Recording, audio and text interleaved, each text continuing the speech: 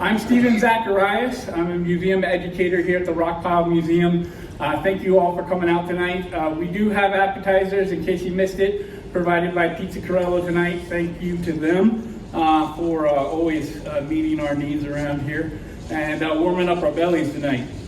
It's my pleasure to have you all in our annex building tonight. Before you leave this evening, please take time to visit the Wyoming Navy exhibit that's behind me, as well as for tonight only, the infamy exhibit pieces that are off back behind us as well. On December 7th, 1941, a date which will live in infamy. It's been 80 years since that fateful day in Hawaii. Following the attack on Pearl Harbor, America officially entered into the Second Great War, known more commonly today as World War II. Between December 1941 and April 1945, nearly 700 servicemen and women would leave their homes here in Campbell County, Wyoming, to answer the nation's call to defend the United States of America. Campbell County's total population at that time was just over 6,000 souls.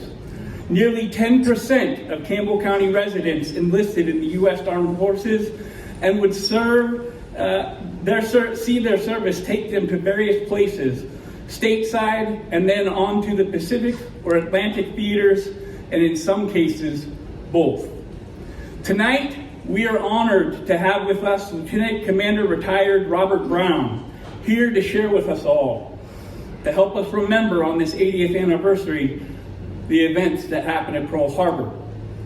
While serving as a chaplain in the U.S. Navy, Chappie Brown was stationed in Hawaii for nearly 17 years.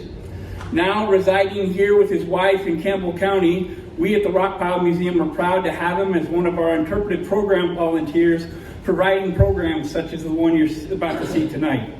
Ladies and gentlemen, please welcome Lieutenant Commander Retired Robert Brown.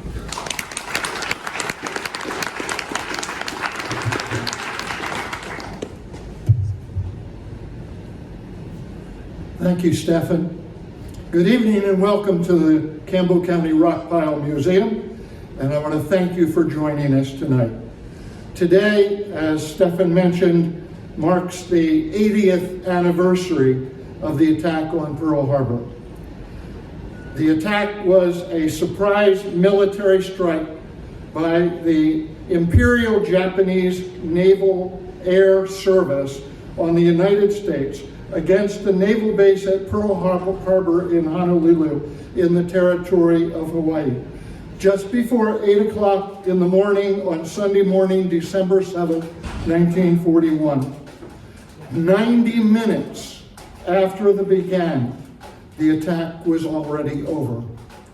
My purpose today is not to detail the historical elements of the attack or of its aftermath, nor to explain why the Japanese attacked Pearl Harbor. What I want to share with you this evening is a more personal insight based on the accounts of sailors and Marines who were aboard ships on Pearl Harbor that day. Of Donald Stratton.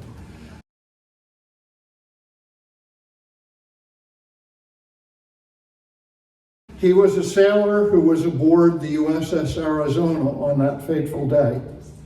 I have actually met this gentleman and heard his story firsthand as he served as a volunteer at the USS Arizona Memorial during the days that my wife and I lived in Hawaii. And today I want to share with you his personal account.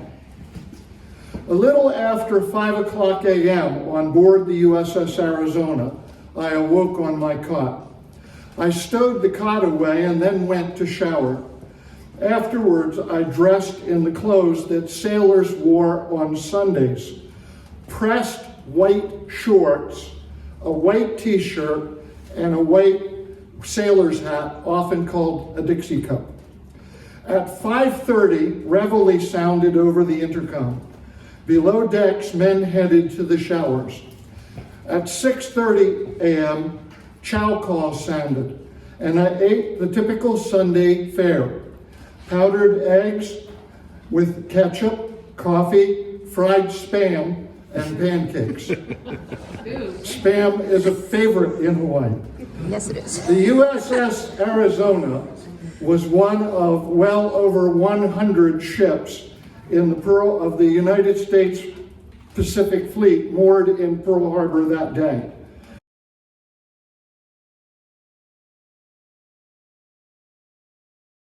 That number included 8 battleships, 2 heavy cruisers, 6 light cruisers, 29 destroyers, and a number of auxiliary vessels. But because of poor weather, the fleet's 3 aircraft carriers remained out at sea. And that was fortunate for us as a nation.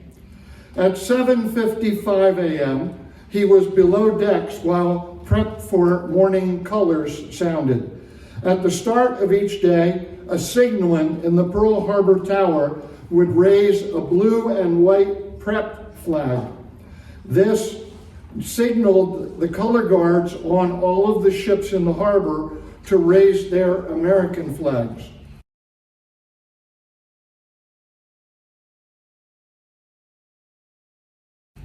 Seven battleships were moored on Battleship Row along the southeast shore of Ford Island.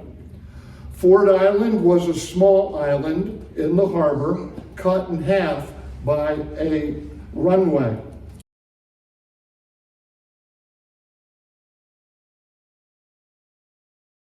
There was an air base on the island. The Arizona was sandwiched between the island on one side and the repair ship Vestal on the seaward side.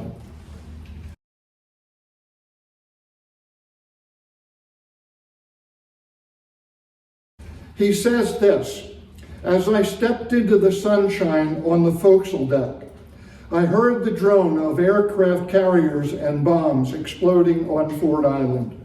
Several of us ran to the bow to see the planes on the runway bursting into flames and the water tower toppling over. With few exceptions, our planes, which the Japanese hit first, never got a chance to get off the ground." The men pointed overhead, and I recognized the red meatballs on the silver wings of the Japanese planes doing the bombing. They were Zeros, emblazoned with the nation's rising sun disk, and they circled like figure eights, like birds of prey. And so we ran to our battle stations. We sped up steel ladders to get to my station. As I was running, I felt a wallop on the ship's hull, followed by a muffled explosion. I raced up one ladder to the radio shack, up another ladder to the signal bridge, and up a third ladder to the bridge, and finally up a fourth ladder to the sky control platform. At this point, most of us would be out of breath. I looked over my shoulder at the harbor, which was in chaos. A Zero bore down, splintering our deck. It flew so low I could see the pilot taunting me with a smile and a wave. The air defense alarm sounded, followed by general quarters. "Attention, attention, attention. Man your battle stations. This is no drill. This is no drill."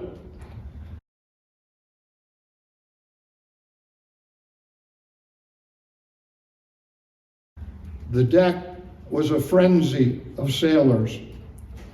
As my friend Lauren Bruner raced up the ladder toward me, a Zero fixed its sights on him. One shot him in the back of his lower leg, and he limped onto the platform, a trail of blood following him. The rest of our team spilled into our metal enclosure, called the Port Air Director. This was our station where we directed the anti-aircraft guns.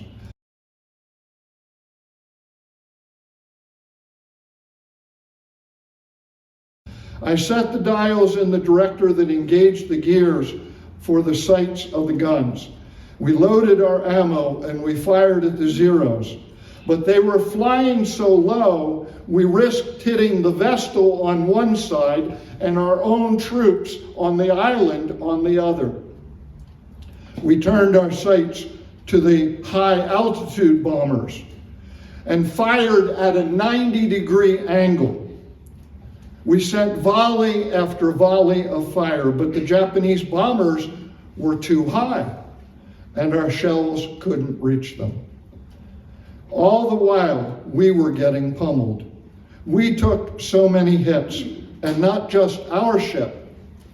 I watched Japanese planes circling before coming straight down Battleship Row. I observed the Tennessee and the West Virginia take hits.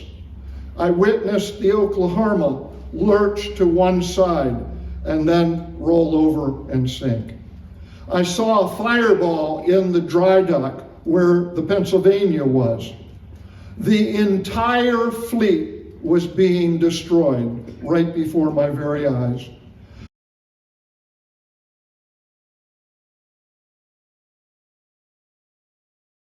Great billows of black smoke were eating up the blue sky. Torpedoes slammed against our hull, spewing geysers of water into the air. Ships were taking on water, listing, that means leaning, and eventually capsizing. From those ruptured ships spilled oil that congealed as it hit the water, and then it caught fire. It seemed the whole harbor was in flames. The sulfurous smell of burning fuel, the acrid smell of exploding gunpowder, it was deafening, the noise.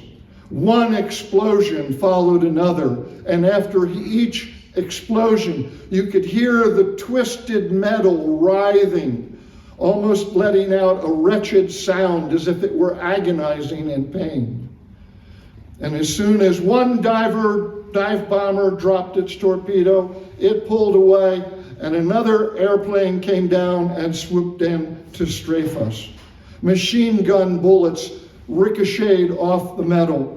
The screams of our men, their bodies engulfed in flames, and the fury of our own anti-aircraft guns reverberating inside our metal cubicle so loudly I thought my eardrums would burst.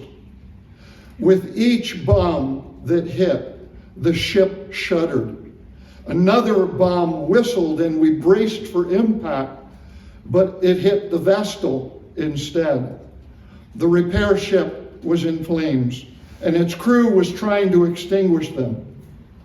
We were sitting ducks. Not just the Arizona, every ship in the harbor. And there was nothing we could do. We couldn't head to open waters. It took 2.5 hours for the boilers of the battleship to fire up. So we threw our shells into the sky, hoping shrapnel might shatter a cockpit or rupture a fuel line or clip a propeller. It was all we could do, shoot and hope. We took another hit which thundered through the ship. It struck the starboard side, but it didn't explode. At the same time, I saw 2 torpedo wakes heading directly toward us, and I braced for the impact, which never came. Another lucky break. Until seconds later, at 8:10 a.m., a great sucking sound, like a whoosh,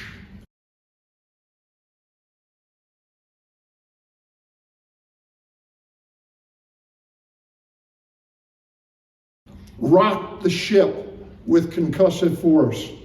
A 1,760-pound armor-piercing bomb dropped from 10,000 feet above had penetrated 4 steel decks and went all the way down into the ammunition magazine. The blast blew our turret into the air, which then, of course, came crashing back down onto the deck. Black smoke spewed out of the forward smokestack. An expanding fireball that went between 500 and 600 feet high into the air engulfed us in the director. The blast showered the USS Tennessee with tons of twisted metal and twisted parts of our men. As flames shot through the two openings of our enclosure, we tried to take shelter under some of the equipment, but the flames found us. On the deck, men stumbled around like human torches. Others jumped into the water, and when they did, you could hear them sizzle. Their hair was burned off, their eyebrows were burned off. They held their arms away from their bodies as they were walking along the decks. And while that horrific scene was unfolding below us, billows of black smoke pushed up high into where we were, filling our nostrils, stinging our eyes, our throats, our lungs. We coughed out smoke, unable to catch our breath, because the fire had burned off all of our oxygen. The compartment we were in suddenly became so claustrophobic. Two men bolted out the door, and I would never see them ever again. As we felt our way along the metal walls, the heat scorched our palms. The metal floor was so hot, we could feel the heat through the soles of our shoes. We tried hopping on one foot and then hopping on the others so that it wouldn't be both feet getting hot at once. Once on the platform outside, we moved toward the ladder, but the flames were leaping up so high, they barred our escape. There was no way down, and the metal platform we were standing on was getting hotter and hotter. I looked at myself. My t-shirt had caught fire, burning my arms and my back.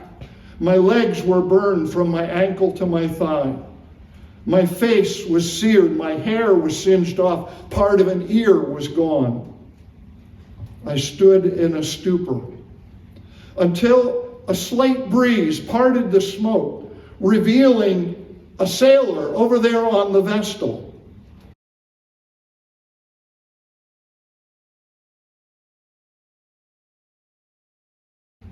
It was a friend, Joe George, who was following his orders to cut the lines that held his ship to our ship, the Arizona, so that they could go out into open water.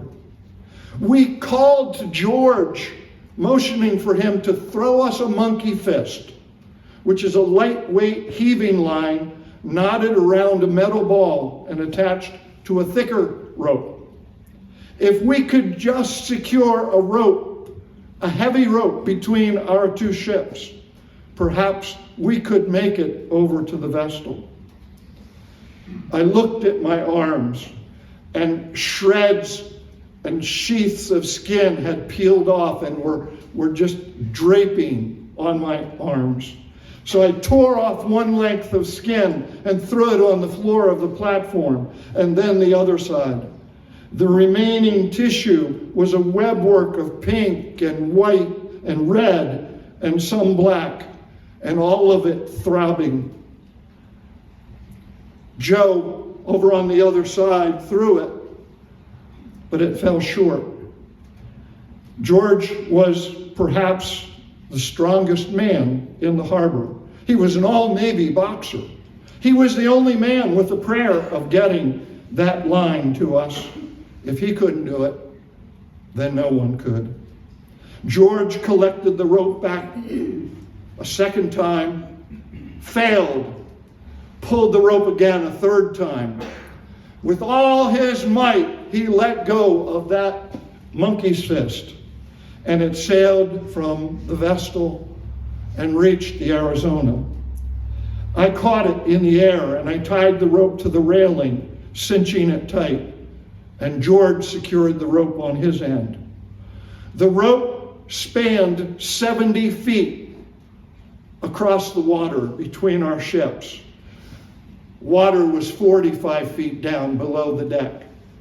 Our only hope was to make it over to the Vestal, hand over hand over hand, across the rope. But the flesh of our hands had been burned off of our hands, and using those raw fingers and palms would be at best excruciating and almost impossible.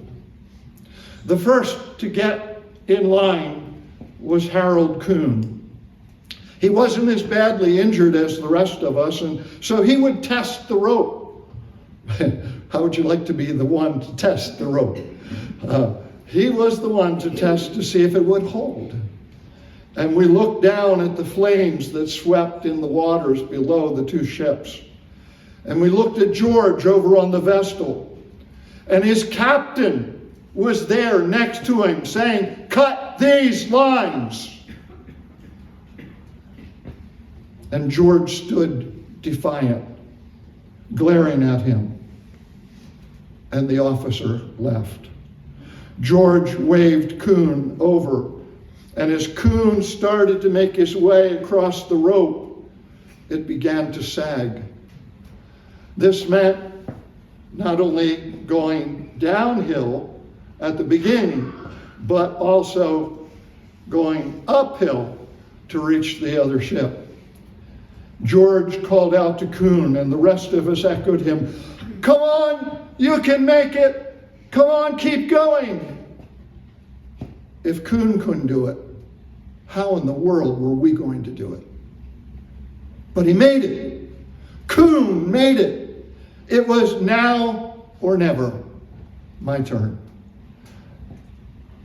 I started hand over hand across the line, feeling a surge of adrenaline. The exposed tissue on my leg felt the heat from the water down below and the burning oil. The pain was excruciating, but somehow my hands kept going. Right, left, right, left. Maybe I felt I would be letting the men down if I gave up. Or perhaps I knew that if I let go of the rope, the rest of the men might not even try to make the attempt. George extended his hand to me as he snatched me from the flames.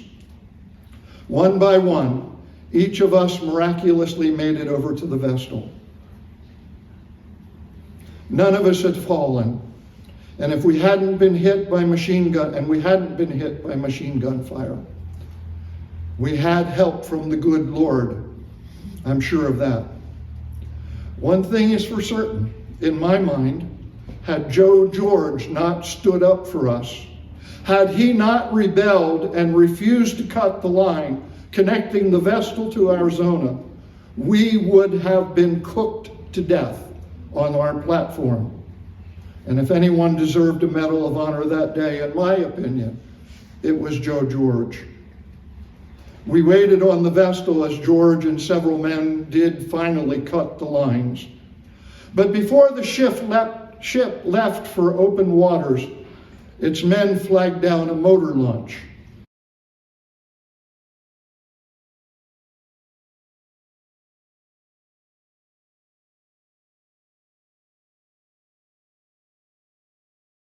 And we Arizona escapees were helped into the launch, which brought us to shore and to medical help.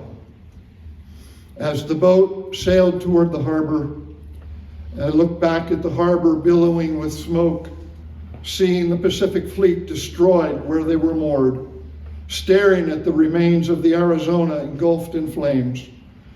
The devastating sweep of it was just too much. After suffering burns over more than 65% of his body, Donald Stratton spent 10 months recovering in military hospitals. He was medically discharged from the Navy in 1942. And get this, 1 year later, he re-enlisted in the military, and he served as a gunner's mate on the USS Stack in the Pacific.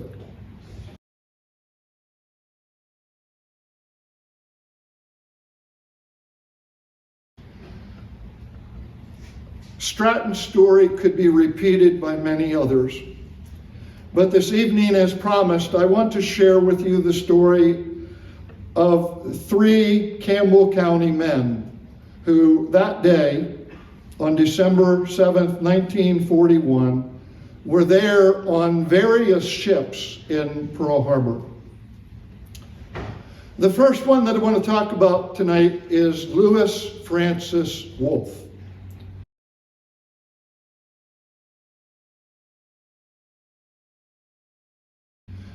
I had access to more information about Lewis Wolfe than any of the other 2. And so, excuse me if it seems like his is a little longer. He was 25 at the time. He grew up on a ranch in Gillette, the second oldest of 13 children. He joined the Navy in 1939 and transferred to Pearl Harbor less than 3 months before it was attacked. He was assigned to the USS Maryland, moored inboard, like the Arizona was, of the USS Oklahoma. But he was on the USS Oklahoma, waiting for a boat shuttle to take him to Honolulu to go to church, because it was Sunday morning. What a good guy. As a chaplain, I can approve of that. But as he was getting there, as he was getting ready to go onto the launch, he heard the Japanese fighter planes roaring overhead. And he notes in his comments that if I had gotten into the harbor, I just probably wouldn't have made it, because there were machine gun bullets ricocheting all over the place. And I just feel like none of them had my name on it. When the planes came across, I could see the rising sun on them. You could even see the pilots' faces. They came in so low.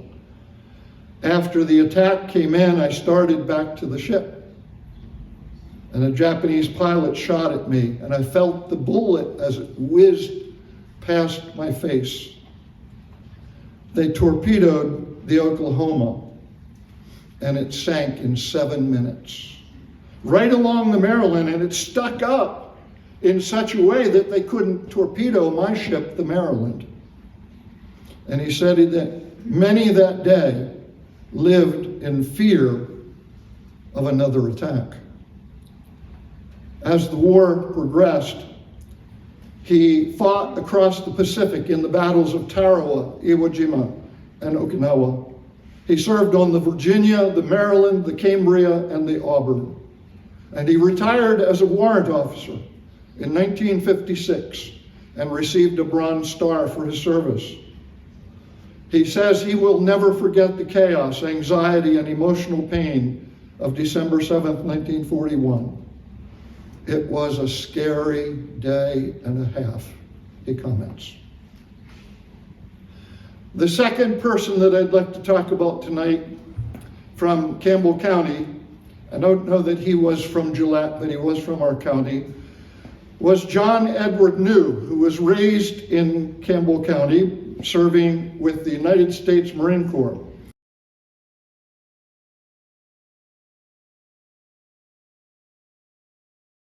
On the USS West Virginia on that same day. And he had just gotten off guard duty.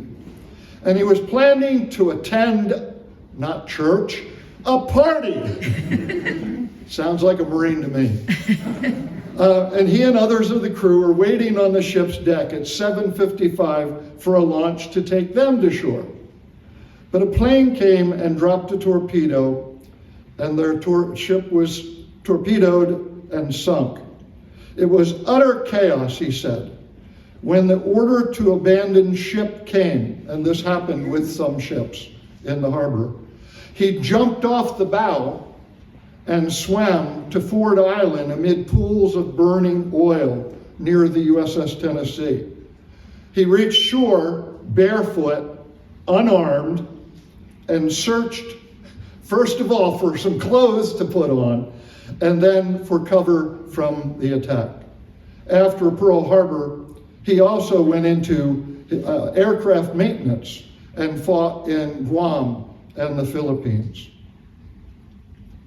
The third Campbell County person that I'd like to talk about who was in Pearl Harbor that day was John Bill French.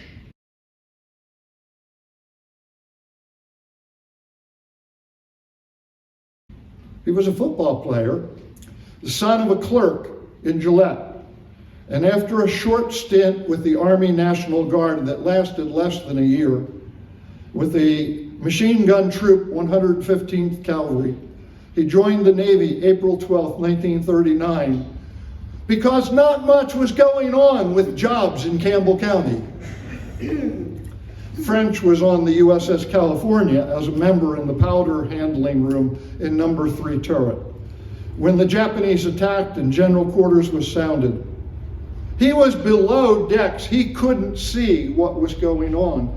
There wasn't much we could do, really. And that could be said for many who were left below decks. After the attack on Pearl Harbor, he went to the USS West Virginia and saw action in the South Pacific, in the Philippines, Iwo Jima, and Okinawa. He earned a Bronze Star and retired with the rank of Chief Petty Officer after serving for 20 years. I want to thank you for allowing me to share these stories with you tonight. I hope that hearing these personal accounts will serve to give you a better appreciation for the bravery and sacrifices of those who were wounded and who died that December 7th. In total, 2,403 Americans were killed and 1,143 were wounded.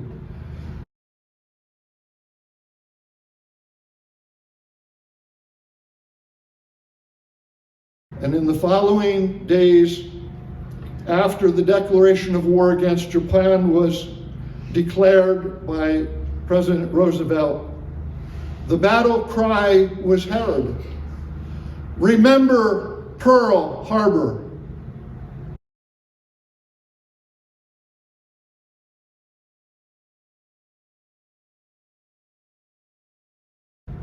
May we all continue to do so.